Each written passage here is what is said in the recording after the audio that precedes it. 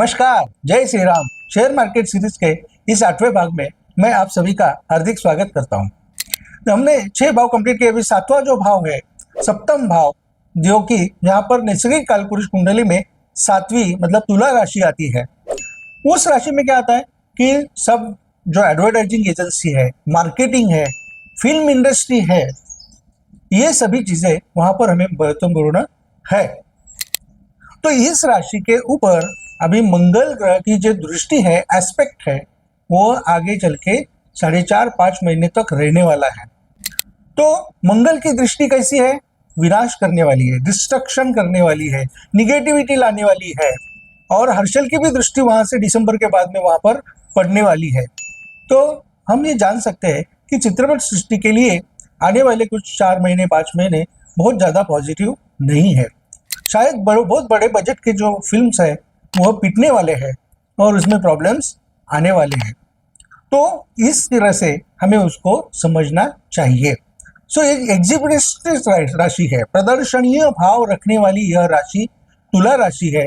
तो आपको अपने सामाजिक जीवन में भी जो ज्यादा प्रदर्शन है वो टालना होगा, क्योंकि वो आपके लिए सही नहीं होगा, शायद निगेटिव ही साबित हो सकता है।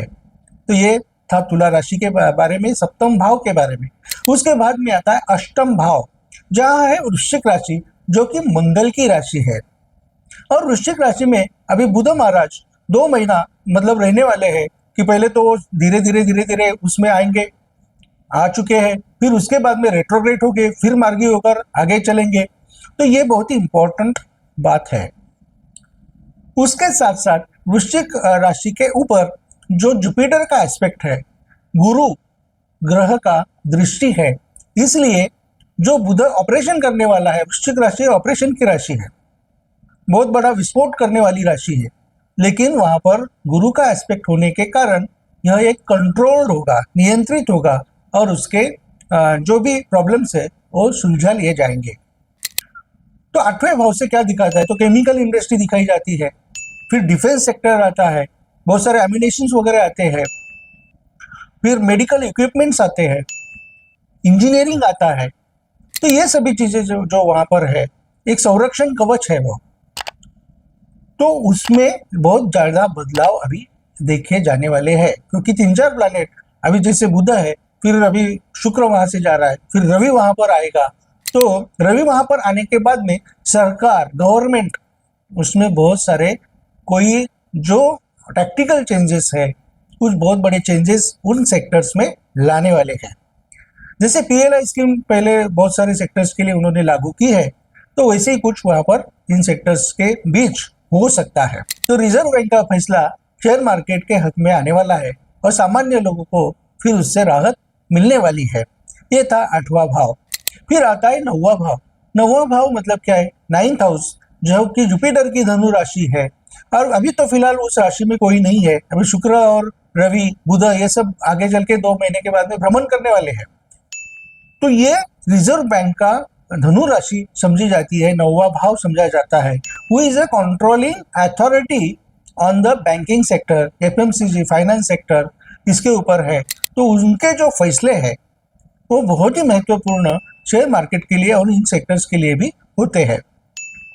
तो यहाँ पे न्यायालय को भी देखा जाता है, कोर्ट को देखा जाता है। तो कोर्ट के कुछ फैसले शायद बहुत अच्छा राहत देने वाले भी इन दरमियान आगे 2 महीने में हमें देखे जा सकते हैं, जिसका जो इनडायरेक्ट असर है वो मार्केट के ऊपर अच्छा होगा।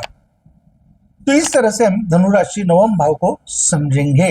तो 9वां भाव बहुत ही शुभ भाव है, सबसे शुभ भाव जाना जाता है।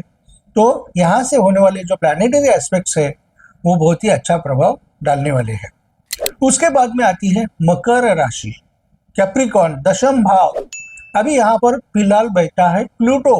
प्लूटो जैसा जो प्लैनेट है वह कलेक्टिव डेस्टिनी से बिलोंग करता है, जिसकी वजह से जब भी प्लूटो का एस्पेक्ट अभी शुरू हो गया, जैसे ही प्लूटो मार्गी हो गया और स्तंभित था, तो हमने देखा कि कितनी अफवाहें फैल गई, कितने फोन ऐसे आए कि बाप रे, अभी विमान में बॉम्ब रखा है, ये हुआ है, वो हुआ है, और जिससे कि अरबों रुपए का नुकसान विमान कंपनियों को हो गया। फिर क्रूड ऑयल में फिर बढ़ोतरी हो गई, क्योंकि 10th भाव क्रूड ऑयल दिखाता है, नेचुरल गैस दिखाता है, स्टील दिखाता है, माइंस, मिनरल प्रोडक्ट्स, ये सभी वो दिखाता है। तो वहां पर जो शुभ एस्पेक्ट होंगे तो इन सेक्टर्स में जरूर तेजी आएगी, लेकिन प्लूटो जैसा ग्रह अभी उसमें फिलहाल प्रॉब्लम्स कर रहा है। हमने देखा कि युद्ध चल रहे हैं पूरे वर्ल्ड में, तो प्लूटो भी युद्ध का कारक ग्रह है। तो ये दशम भाव है कि जहां पॉलिटिकल सब पार्टीज आती है, पावर आती है, सत्ता आती है, और सत्ता के लिए युद्ध खेले जाते हैं। उसके बाद में आता है 11वां भाव, 11th हाउस, जहां पर अभी शनि बैठा है खुद की राशि में, मूल त्रिकोण राशि में, और वह मार्गी होने वाला है 16 नवंबर के बाद। तो मार्गी होने के बाद में जितने भी बहुत बड़े बड़े प्रोजेक्ट्स हैं जो अभी रखड़े हुए हैं, जैसे स्पेस साइंस से संबंधित है, तो वो सब प्रोजेक्ट्स बहुत अच्छी तरह से शुरू हो जाएंगे, क्योंकि उसके ऊपर अभी पॉजिटिविटी आ जाएगी। और बड़े बड़े जो संशोधन है, क्योंकि संशोधन का भाव है 11th हाउस, तो यह संशोधन रिसर्च बहुत ही आगे आने वाले 20, 25, 30 साल के लिए अखिल मानव जाति के लिए बहुत इंपॉर्टेंट होने वाले हैं। जैसे एआई जैसा क्षेत्र है, तो ये मोस्ट मॉडर्नाइज टेक्निक है, तो वहां पर हमें बहुत अच्छा एक फ्लो देखने को मिलने वाला है। उसके बाद में आता है 12वां भाव, लास्ट भाव। 12वां भाव ये क्या दिखाता है? मीन राशि है, जहाँ पे जुपिटर उसका प्रमुख है, लॉर्ड है, और वहां पर बैठे हैं नेपच्यून और राहु। तो नेपच्यून और राहु ये दोनों बैठे हैं, तो वो क्या करते हैं? वो उसमें खलाल डालेंगे, बिगड़ा देंगे उस परिस्थिति को कि जो 12वें भाव से आने वाले सेक्टर्स है। तो कौन से सेक्टर्स है? जैसे समंदर से निगड़ित बहुत सारे सेक्टर्स है कि व्यापारी जहाज चलते हैं, इंपोर्ट एक्सपोर्ट, ये सभी चीजें वहां पर होते हैं। रिसाइकलिंग प्रोसेस करने वाले बहुत बड़े बड़े इंडस्ट्रीज है। तो इसमें प्रॉब्लम्स होने वाले हैं, और शनि भी वहां पर मीन राशि में आने वाला है, तो डबल प्रॉब्लम्स होने वाले हैं। तो आगे चल के मुझे लगता है कि आगे का युद्ध अभी समंदर में भी होने वाला है। हाँ, वो छोटा होगा, बहुत बड़ा नहीं होगा, लेकिन होगा जरूर। और फिर वहां से आगे फिर शांति के लिए जाएंगे, क्योंकि राहु फिर वही से राशि में अप्रैल मई में बदलेगा। तो सामान्य परिस्थिति होने के लिए मई से आखिर से शुरुआत होने वाली है, और तीसरा विश्व महायुद्ध जो है वो टलने वाला है। ये भी आपको गुड न्यूज हम देते हैं। तो कैसा रहेगा इन सभी परिस्थितियों का हमारे मार्केट के ऊपर असर, इसके आगे चल के भी हम देखने वाले हैं। तो आगे देखते रहिए और कमेंट करते रहिए, ये वीडियो शेयर करते रहिए, लाइक करते रहिए। Thank you.